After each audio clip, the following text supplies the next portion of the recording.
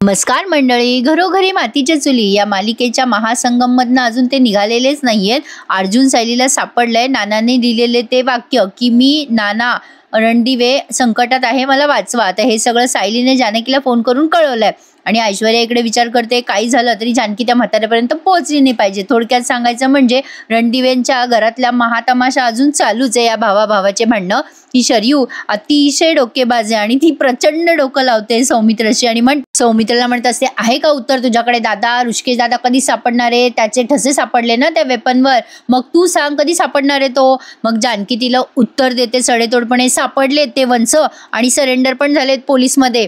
Police आले आणि त्यांना पकडून घेऊन गेलेले। मुळात ते जेलमधनं पळाले ते माझा जीव वाचवण्यासाठी। मग सौमित्र म्हणतो म्हणजे अगं वहिनी तुझ्या हाताला काय झालंय काय नेमकं हे सगळं? मग जानकी सगळं हरिद्र सांगते, गोळी लागली मला, मग असं झालं, मग ते मधुभाऊ आले होते, मग मधुभाऊंना वाचवलं आम्ही, मग ते गुंडांनी हमला केला वगैरे वगैरे। आता ही अवंतिका आणि सौमित्र बिचारे काळजीने विचारतात कसं कसं झालं, काय झालं। आणि जानकीनं पुन्हा ते सगळं रिपीट केलं। बाबा कमाल आहे प्रेक्षकांनो यांची, पुन्हा पुन्हा तेच दाखवून पाठ करवतात आपल्याला अक्षरशः। तर असो पुन्हा एकदा त्या मागच्या एपिसोडची पुनरावृत्ती केली असं म्हणायला हरकत नाहीये। बरं हे पुन्हा का लांबवत आहे त्यांचं त्यांनाच माहिती। तर असो सौमित्र हे सगळं ऐकतो, अवंतिका ऐकते आणि या सगळ्या गोष्टींचा त्यांना प्रचंड धक्का बसतो। सौमित्र मग शरयूला आणि सारंगला म्हणतात बघा कळलं का आता? फक्त मारणाऱ्याच्या हाताला रक्त नसतं लागत, वाचवणाऱ्याच्या हाताला पण लागत असतं। मग आता जानकी म्हणते जाऊ द्या ना भाऊजी, तुम्ही कशाला समजवता यांना माहिती आहे की जखम खोटी आहे, रक्त खोटं आहे। मला तर वाटतं मी उघडून दाखवावी यांना माझी जखम खरी आहे का खोटी आहे। बघा मी जखम उघडून दाखवते, बघा माझी जखम ताजी आहे अजून सुद्धा।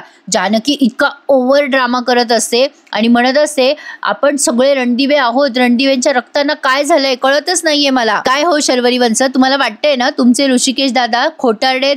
एक लक्षात ठेवा, ते सावत्र भाऊ असले ना तुमचे तरी त्यांच्या अंगात रणदिवेचंच रक्त आहे आणि याचा पुरावा। अवंतिका म्हणते वहिनी चिडचिड करू नका, आराम करा। आता ही जानकी म्हणते अगं कशी आराम करू मी? अगं डोळे मिटले तरी मला नाना दिसतात, हे जेलमध्ये दिसतात, संकटात आहे आपलं घर आणि कसा आराम करू, कशी शांत राहू मी, कसा आराम करू? मग आता ही अवंतिका म्हणते सगळ्या भांडणाच्या मुळाशी ही ऐश्वर्याच आहे, हिनेच भांडणं लावलेत, त्या ऐश्वर्याला ना धरून हाणायला पाहिजे। सारंग आणि शरयू दोघे जण मस्त थंडपणे यांचं बोलणं ऐकून घेतात। आता सौमित्र म्हणतो त्या ऐश्वर्याने ना नको ते भरून शरयू आणि सारंगचं डोकं खराब केलंय। याच घरामध्ये 2 प्यादे उभे केलेत तिनं, तिच्या इशाऱ्यावर नाचणारे 2 प्यादे। असं म्हणल्यावर पण शरयू आणि सारंगला काही जाग आलेली नाहीये। शेवटी ही जानकी म्हणते ऐश्वर्या कुठे गेली ती ऐश्वर्या? सारंग भाऊजी ऐश्वर्या कुठे? आता सारंग आता ओरडतो तेव्हा लगेच ही ऐश्वर्या येते बरं का, म्हणजे तो ओरडणारच असतो तेवढ्यात ऐश्वर्याच ओरडते, ए आवाज खाली कर ग जानकी। जानकी म्हणते बऱ्या बोलाने सांग ऐश्वर्या कुठे गेली होती तू?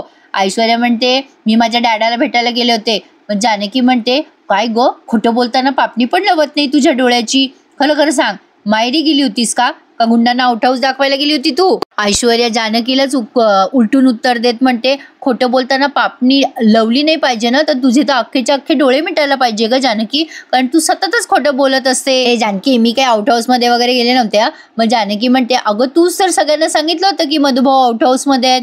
मग आता ही विचार करायला लागते ऐश्वर्या मी कधी सांगितलं गड्या? मग तिला आठवतं की अरे हो सांगितलं। त्यावर ऐश्वर्याकडे उत्तर तयारच असतं। ऐश्वर्या म्हणते हा ते अजून 5-6 आरोप करशील असं वाटलं होतं ग माझ्यावर जानकी, काय वाटेल ते बोलत असते ग ही बाई, वाटेल ते बोलत असते, हिच्याकडनं हिचे कोडे सुटत नाही आणि मी कशाला करेल असं? माझा त्या मधुभाऊंशी काय संबंध? कोण कुठला तो मधुभाऊ?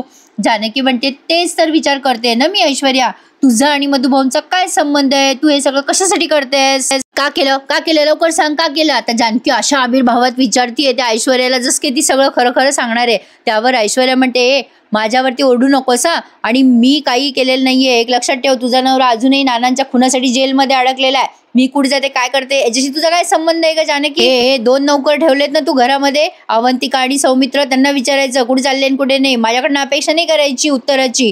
मग आता जानकी म्हणते थांब ऐश्वर्या, या सगळ्या मागे जर तुझा हात निघाला तर बघ तुला हाताला धरून गावाच्या बाहेरच तुझे वरात काढेल मी. आता जानकीने तिला अशी आडून आडून धमकी दिली आहे, पण ऐश्वर्या काही तिच्या धमकीला भीक घालत नाही. एवढा तिचा खोटं बोलण्यात ओव्हर कॉन्फिडन्स आहे आणि आता ती तिथून निघून जाते आणि तिच्या खोलीत जाऊन बडबड करायला लागते. ऐश्वर्या, कोण आहे हा ऋषिकेश आणि कोण आहे ही जानकी? दीडशा आणि जानकी कुठली? अख्ख्या घराला पुरून उरेली ऐश्वर्या. आली मोठी मला धमकी देणारी. आता तर हिचा कायमचाच बंदोबस्त करते. आज हिला फक्त गोळी लागली आहे, उद्या ही गोळी तिच्या छातीत नाही लागली ना तर नावाची ऐश्वर्या नाही मी, असं काहीतरी बडबडते. तेवढ्याच लगेच सारंग येतो. आता हिला वाटतं ऐश्वर्याला सारंगने ऐकलं का काय बोलणं हिचं, म्हणून ती घाबरते. आता सारंग म्हणतो, ऐश्वर्या काय बोलताय तुम्ही? ऐश्वर्या म्हणते, काही नाही, कुठे काय? सारंग म्हणतो, काय हो ऐश्वर्या, काय म्हणजे वहिनी काय सांगत होती खाली आउट हाऊस मध्ये गुंड वगैरे, तुम्हाला माहित होतं ना मधुभाऊ आउट हाऊस मध्ये? ऐश्वर्याला वाटतं की आता सारंगला डाऊट आलाय. लगेच सारंगला मॅन्युप्युलेट करायला लागते ती, कारण सारंग हा थोडासा जरा तिच्याच डोक्याने चालतो, म्हणजे त्याचं डोकं जपून ठेवलंय बिचाऱ्याने म्हणून आता ती त्याच्यावर वचकायला लागते. काय हो सारंग, माझ्यावर शंका घेताय का तुम्ही? अहो त्या जानकी आणि ऋषिकेशनेच खून केलाय नानांचा, तुम्ही त्यांच्यावर संशय घ्यायचा तर माझ्यावर काय संशय घेताय? कुणी काही बोललं तरी तुम्ही माझ्यावर विश्वास ठेवा ना. अहो ही जानकी कशी आहे माहित नाही का तुम्हाला? तुम्हाला सांगते मी सारंग, तिला काही वाटत नाहीये आणि तिच्या काही हाताला बिताला लागलेलं पण नाहीये. तिची काही काळजी घेऊ नका. काहीतरी आपलं खाली पडलेली पट्टी लावून घेतली असेल तिनं हाताला. एक नंबरची बंडलबाज आहे ती जानकी. हे बघा तिच्या जाळ्यात अडकू नका. आणि सारंग सगळ्यांचं जाऊ द्या, तुम्ही नका अडकू तिच्या जाळ्यात. मग सारंग म्हणतो, नाही नाही ऐश्वर्या, नाही अडकणार मी, पण आपले नाना खरंच. आता ऐश्वर्या लगेच त्याला जवळ घेऊन म्हणते, अहो सारंग, आपले नाना खरंच गेलेत या जगातून. हे सगळं त्या सावत्र ऋषिकेशने केलंय, त्याने खून केलाय नानाचा. त्या जानकीने सुद्धा मदत केली आहे, तिने खून केलाय. अहो मदत केली हो तिने त्या ऋषिकेशला. तो मधुभाऊ आपल्या आउट हाऊस मध्ये लपला, म्हणजे काहीतरी गौड बंगाल असेल बघा. आता तेवढ्या शरीर येते आणि म्हणते, बरोबर बोलतेस तो ऐश्वर्या, मी त्या मधुभाऊंची सगळी कुंडली काढली आहे. आता ती सगळी मधुभाऊंबद्दल सांगते या सारंगला आणि ऐश्वर्याला. त्या मधुभाऊंबद्दल मी आत्ताच वाचलंय आणि मला कळलंय की जानकी त्याच मधुभाऊंच्या आश्रमात लहानची मोठी झाली आणि त्या मधुभाऊंवर खुनाचा आळ आहे आणि सगळे पोलीस आणि सगळेजण त्यांच्या मागावर आहेत, असं काहीतरी ती सांगते या दोघांना. हे ऐकल्यानंतर ऐश्वर्या म्हणते, बघा बघा, मी म्हणत होते ना, माझं बोलणं अगदी खरं निघालं. या शरयूने सगळी माहिती इंटरनेटवर घेतली आणि सारंग ऐश्वर्याला सांगितली आहे. ऐश्वर्या लगेच कांगावा करत म्हणते, बघा बघा, त्या जानकीने आणि ऋषिकेशने एका खुनी माणसाला आपल्या आउट हाऊस मध्ये लपवलंय. मी सांगते ना, हे तिघांनी मिळून आपल्या नानांचा खून केलेला असणार आहे. आता हे लगेच शरयू आणि सारंग या मोठ्या बुद्धिवान माणसांना कळलंय. मग ऐश्वर्या सारंगला म्हणते, तो ऋषिकेश स्वस्तात सुटलाच नाही पाहिजे, तो अडकलाच पाहिजे. इकडे या जानकीला काळजी वाटते की ऋषिकेश कधी सुटतील. ती सौमित्राकडे आली आहे आणि त्याला सगळं सांगते की पुढे काय करायचंय, भाऊजी सांगा तुम्ही. सौमित्र म्हणतो, अगं वहिनी, तुझं सगळं बरोबर आहे, पण दादा असा पळून गेला त्यामुळे प्रॉब्लेम होणार आहेत ग. आता केस जरा कॉम्प्लिकेटेड झाली आहे दादाची. मग अवंतिका त्या सौमित्राला म्हणते, अरे असं का बोलतोय सौमी, परत परत बोलून वहिनीचं टेन्शन नको वाढवस ना. दादानी त्यावेळेला तो डिसिजन घेतला, त्यांना तो बरोबर वाटला असेल, आपल्याला नाही कळते त्यांचा डिसिजन चुकलाय का बरोबर आहे. आपण इथे बसून असं बोलू नाही शकत, असं करायला पाहिजे होतं त्यांनी, तसं करायला पाहिजे होतं त्यांनी. तू त्या परिस्थितीत असतं तेच केलं असतं. परिस्थिती बदलायला लावते अरे माणसांना.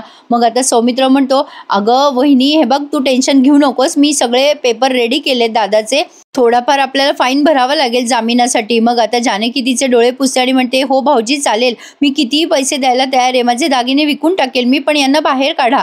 सौमित्र म्हणतो, वहिनी अगं तुझा भाऊ आहे ना, असं नाही करायचं. आता हा विचार नाही करायचा, जे काही करायचं ते मी करणार आहे आणि माझ्यावर तू विश्वास ठेवणार आहे. वहिनी तू जा आणि आराम कर बरं, जा, बाकीच्यांची काळजी करू नकोस तू. आता जानकी म्हणते, अहो भाऊजी मला नाही आराम करता येणार. अवंतिका येऊन म्हणते, वहिनी बघा तुम्ही थकून गेलात, थोडा वेळ आराम करा ना. मग जानकी खूप भाव खाऊन घेते बरं का. आता कसं करू मी, काळजी करावं लागेल मला, आई झोपल्या का वगैरे वगैरे, असा ती थोडाफार टाइमपास दाखवलाय आपल्याला.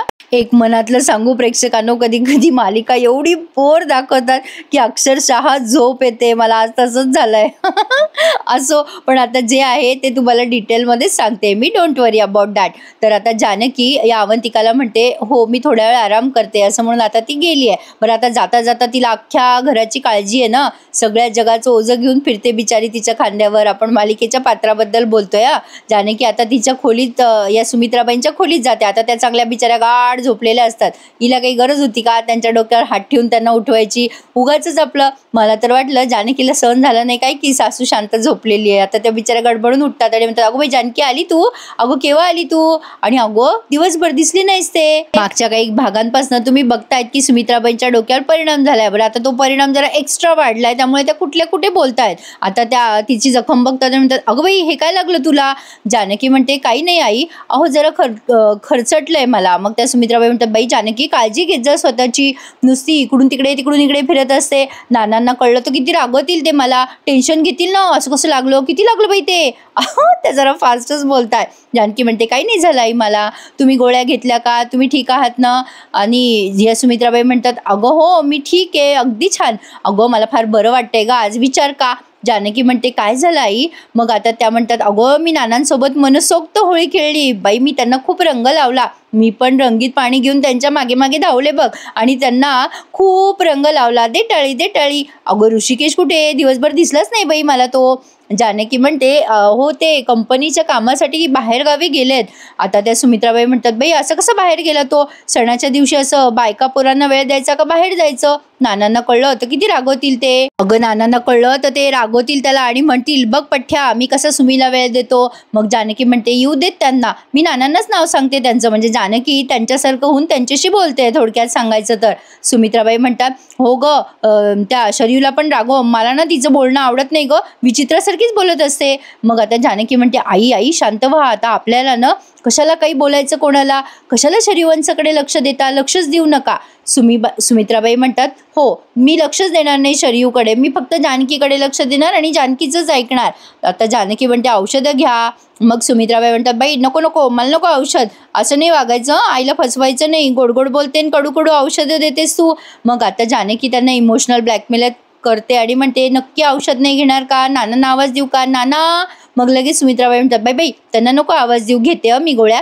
मग आता जानकी म्हणते, आई मी ना सहज विचार केला बरं का तुमची गंमत करावी म्हणून. मग आता सुमित्राबाई पण तिला म्हणतात, अगं जानकी मी काही तुमच्या नानांना घाबरत नाही. आणि असं म्हणून त्या आता गोळ्या घेतात. मग आता जानकीला ॲक्च्युली आतून रडू येत असतं की तिच्या सासूशी अगदी लहान लेकरासारखं तिला वागावं लागतंय, पण तरीसुद्धा ती खूप संयम ठेवून आहे स्वतःकडे. गोळ्या औषधं देते ती त्यांना आणि आराम करायला सांगते आणि पुन्हा त्यांच्या डोक्यावरून हात फिरवते आणि विचार करते मनात, आई मला ना तुमच्याशी अगदी लहान लेकरासारखं वागावं लागतंय, तुमची आई होऊन वागावं लागतंय मला. आता हे सगळं लवकर बरं होईल आई, काही काळजी करू नका, मी नानांना लवकर शोधून आणणार आहे. आता असं म्हणून तिने सासूला झोपवलंय आणि आता गेली आहे तिच्या पोरीकडे. पोरगी रडत असते देवघरामध्ये. हे सगळं आत्ताच घडतंय नेमकं जानकी घरी आल्यावर. किती कमाले नाही. असो तर आता ही ओवी रडते, देव बाप्पा माझे बाबा कुठे गेले, त्यांना परत आण ना, मी तुझ्याकडे प्रार्थना करते, माझे बाबा आले नाही. मग जानकी तिच्या जवळ जाते, ती रडत असताना तिच्या डोक्यावरनं हात फिरवते. मग ओवी अजून तिच्या जवळ गेल्यावर जास्ती रडते. जानकी तिला प्रेमाने सांगते, नाना आजोबा लवकर येतील बेटा, बाबा पण येतील. मग ओवी म्हणते, नाही आले परत लवकर तर. मग जानकी म्हणते, असं नाही बोलायचं बेटा, आपल्या जिभेवर सरस्वती असते ना, आपण चांगलं बोलायचं, चांगल्या इच्छा मागायच्या, आपला देव आपल्याला हवं ते सगळं मिळवून देतो. मग ओवी म्हणते, हो आता मी असंच म्हणणार, बाबा घरी आले पाहिजे आणि नाना आजोबा घरी आले पाहिजे म्हणून. जानकी म्हणते, हो बेटा येणारच, तुझे नाना आणि बाबा लवकरच घरी. मग आता ओवी म्हणते, माझी आता सेकंड टर्म आली आहे, माझे बाबा माझा अभ्यास कधी घेणार, मला अभ्यास करायचा आहे, आई परीक्षा जवळ आली आहे. जानकी म्हणते, येणार आहे बाबा लवकर, तू टेन्शन घेऊ नकोस. मग ओवी म्हणते, आई तू काय करशील, तू नाना आजोबांना पण शोधशील, तू बाबांना पण शोधते, तू काय करणार आहेस एकटी. मग जानकी म्हणते, मी सगळं करणार आहे बेटा, सगळं करणार आहे, हा देवबाप्पा माझ्याकडून सगळं करवून घेणार आहे, माझा विश्वास आहे देवबाप्पावर आणि आपण तुझ्या परीक्षेची तयारी पण करून घेऊयात, तुझे बाबा पण लवकर सुटतील, टेन्शन नको घेऊस बेटा, माझ्यावर विश्वास आहे ना. झालं तर मग तुझा विश्वास माझ्यासाठी खूप काही आहे. आता असं म्हणून ती ओवीला समजवते, हसवते तिला आणि घेऊन जाते झोपायला. आता इकडे बघा, ऐश्वर्याला मध्यरात्री स्वप्न पडलंय, ॲक्च्युली स्वप्नच पडलंय पण ते जरा विचित्र वाटलं बघायला. आता ही जानकी तिच्या उशाशी बसून सारखी तिच्याकडे बघते, मग अचानक ही दचकून घाबरते. मग ही ऐश्वर्या म्हणते, काय ग जानकी तू इथे काय करतेस. मग जानकी म्हणते, चल माझ्यासोबत, तुला काहीतरी दाखवायचंय मला. आता असं म्हणून ती बाहेर आणते तेव्हा तिला नाना चालता चालते बोलते अगदी फिरते फिरते दिसतायत ऐश्वर्याला. ऐश्वर्या नानाला बघते आणि तिचं तत्तपप्प होतं. तुम्ही आलात इथे नाना? मग आता नाना म्हणतात हो मी परत आलोय. जानकीने मला आणलंय सोडवून. तुला काय वाटलं ग, तुम्हाला डांबून ठेवशील? पण असं होणं शक्य नाहीये. मी आलोय तुझ्या पापांचा धडा वाचून दाखवायला. मग जानकी म्हणते नाना आता हिच्यासोबत काय करायचं? इथे ना मला शोले फिल्ममधला सीन आठवला. मार दिया जाए या छोड़ दिया जाए, बोल तेरे साथ क्या सलूक किया जाए. मग नाना म्हणतात हिनं मला ढकललं होतं ना जिनावून, आता हिला पण ढकलून द्या. मग जानकी म्हणते हो नाना. मग नाना म्हणतात हो जानकी दे हिला ढकलून. मग जानकी त्या ऐश्वर्याला ढकलून देते. इतकं फनी वाटते प्रेक्षकांना. आता काय सांगू, खरं तर असं सांगायचा मूड नव्हता माझा, पण इतकं दाखवलंय त्यांनी की काय बोलू आता. मग ऐश्वर्या पुन्हा ओरडते ए जानकी असं नाही करायचं, मी आरडाओरडा करीन. आता सारंग ऐश्वर्या सॉरी सारंग आई असं मोठे मोठ्यांनी आरडाओरडा करायला लागते. मग जानकी तिचा हात धरते आणि म्हणते ऐश्वर्या तुझ्या पापांचा घडा भरलाय आता. आणि असं म्हणून ती तिला लोटून देते. एकदा हात धरते, आधी वाचवते, मग पुन्हा लोटून देते. मग ऐश्वर्या घामाघूम होऊन उठून बसते बरं का झोपेतनं. आणि तो सारंग बिचारा तिच्यापेक्षा जास्ती घाबरतो. काय झालं ऐश्वर्या, काय झालं, का बरं उठल्या तुम्ही? थोडक्यात सांगायचं म्हणजे मनी वसे ते स्वप्नी दिसे असं त्या ऐश्वर्याचं झालंय. म्हणजे मनात तिच्या भीती आहे, पण दाखवते वरतून भलतीच हुशार आहे अशी दाखवते. पण तिला भीती वाटते की ती एक्सपोज होणार आहे कधी ना कधी. तर असो सारंग येऊन म्हणतो काय झालं ऐश्वर्या, काय झालं, वाईट स्वप्न पाहिलं का? मग ऐश्वर्या म्हणते हो स्वप्न पाहिलं मी आता, मी पाहिलं सारंग. मला भीती वाटते हो सारंग. आता ती बाहेर दरवाजापर्यंत जाते बरं का आणि पाहून येते खरंच नाना आले का नाही आले. आता तिला सारंगला काही हे सांगता येत नाहीये. सारंग सारखा विचारतोय काय झालं ऐश्वर्या, अहो असं काय घाबरलेलं दिसतंय तुम्ही ऐश्वर्या, काय झालं, बाहेर कोणी नाहीये, कोणाचं स्वप्न पाहिलं, काय पाहिलं? मग आता ऐश्वर्या म्हणते जानकी. आता हे सारंग म्हणतो हो जानकी वहिनीचं काय? ऐश्वर्या म्हणते जानकी जानकी नानांचा गळा दाबत होती. आता तिला बोलता पण येत नाहीये बरं का. आता नाना ओरडत होते वाचवा. म्हणजे मी तिला म्हणत होते जानकी सोड ग उगं त्याला ठोकलंय तिने काहीच्या काही बरं का. आणि त्याला विश्वास बसलाय नेहमीप्रमाणे. सारंगला ती सांगते की ती नानांना मारून टाकते हो, मी वाचू नाही शकले नानांना म्हणून मला वाईट वाटते हो सारंग. अहो सारंग आपले नाना सुरक्षित असतील ना, अहो मला भीती वाटते हो. ती जानकी खूप बदमाश आहे हो. तिने नानांसोबत वाईट केलं हो, चांगलं नाही केलं तिने. उगाचच बडबडतीये. त्या जानकीला ऋषिकेशला सोडू नका. मग सारंग म्हणतो अहो नाही सोडणार त्यांना, तुम्ही शांत व्हा हो, झोपा तुम्ही शांत, आता काळजी नका करू. हे बघा ऋषिकेश दादा जेलमध्ये, तुम्ही झोपा आता. आता ऐश्वर्या म्हणते मी झोपते मी, लाईट नका बंद करू हा. आता सारंग म्हणतो अहो आता बिना म्हणजे लाईटाची कशी झोप येईल तुम्हाला उजेडात, मी लाईट बंद करतो ना. मग आता ऐश्वर्या त्याच्यावर जोरात वसकते, अरे नको म्हणले ना मी, चुप बैस ना. अरे देवा. प्रेक्षकांना इतका हसू आलं मला या सीनला. आता सारंग तिला म्हणतो बरं नाही करत लाईट बंद, झोपा तुम्ही झोपा. आणि ऐश्वर्या आता चुपचाप तशी झोपून जाते. काय म्हणावं प्रेक्षकांनो. असो तर आता पहाट झालेली आहे आणि ओवीची शाळेत जायची वेळ झाली आहे. ओवीचं काही लक्ष थाऱ्यावर नाही आहे. जानकीने नाश्ता बिश्ता बनवलाय ओवीसाठी. तिला सांगते की ओवी बेटा सगळे पोहे संपव. आता तिला पाणी वगैरे पण दिलंय जानकीने आणि इन्स्ट्रक्शन देत असते शाळेत जाताना, बेटा टेन्शन घेऊ नकोस, अभ्यास कर, अभ्यास महत्त्वाचा आहे, आता आपली परीक्षा आहे. आता तो गुलाब आलाय, तिला म्हणतो चल ओवी शाळेत जायचं ना. आता एवढे दोघं तिच्या कानाशी बडबड करतायत त्या ओवीच्या, पण तिचं काही लक्षच नाही आहे. आता तो गुलाब म्हणतो काय झालं ओवी बेटा. मग या जानकीकडे पाहून तिला विचारतो रागवली आहे का ही. मग तिला गोड बोलतो, अरे बापरे ओवीताईंना टेन्शन आलंय का परीक्षेचं, तुम्ही काही काळजी करू नका ओवीताई, गुलाब काका काळजी घेईल, चला शाळेत चला. पण तरी ओवी काही उत्तरच देत नाही. मग जानकी म्हणते अगं ओवी असं काय करते, ओ तरी दे गुलाब काकाला ते ज्यूस पिऊन टाक. मग आता ओवी म्हणते अगं आई मला बाबाची आठवण येते नको, ते आपण वेगळं राहत होतो तेव्हा बाबाच सोडवायचे मला शाळेत, ते किती काळजी घ्यायचे माझी, आता बाबा कुठे गेलेत. मग ही जानकी म्हणते अगं बाबा लवकर घरी येणार आहे. मग ओवी म्हणते आई आपल्या बाबांनी काहीच केलेलं नाहीये, मग त्यांना काय सोडत नाहीये जेलमधनं. जानकी म्हणते अगं बाबा सुटणार आहे, थोडा धीर धर, बाबा आले की तुझा अभ्यास करणार आहे, ते तुझे लाड करणार आहे, आता काळजी नाही करायची हा बेटा. मग आता ओवी म्हणते बाबा आल्यावर आपण सांगू त्यांना, आपण त्यांना खूप मिस केलं म्हणून. मग जानकी अशी गुलाबला खुणवते की जा तिला आता शाळेत घेऊन, म्हणजे ती सगळं विसरेल. आता बघा प्रेक्षकांनो, आता मालिकेचा शेवटचा सीन तुम्ही बघणार आहात. गुलाब ओवीला शाळेत घेऊन जातो प्रेमाने आणि मग ओवी सुद्धा जाते शाळेमध्ये. आता सौमित्र आलाय पोलीस स्टेशन. सौमित्र म्हणतो मी बेलचे पेपर घेऊन आलोय जामिनाचे, आता माझ्या भावाला सोडायला तुम्हाला काही हरकत नसावी. मग ते पोलीस म्हणतात ठीक आहे, जामीन घेऊन आलाय तर सोडतो मी, पण हे पोलीस मधनं पळून गेले जेलमधनं, त्याच्या पेपरचं काय, ते पेपर कुठे आहेत? आता ते असं विचारतात तेव्हा सौमित्राला येतं टेन्शन. तिकडनं ऋषिकेश पण हे सगळं ऐकत असतो आणि हा भाग त्यांनी संपवलाय.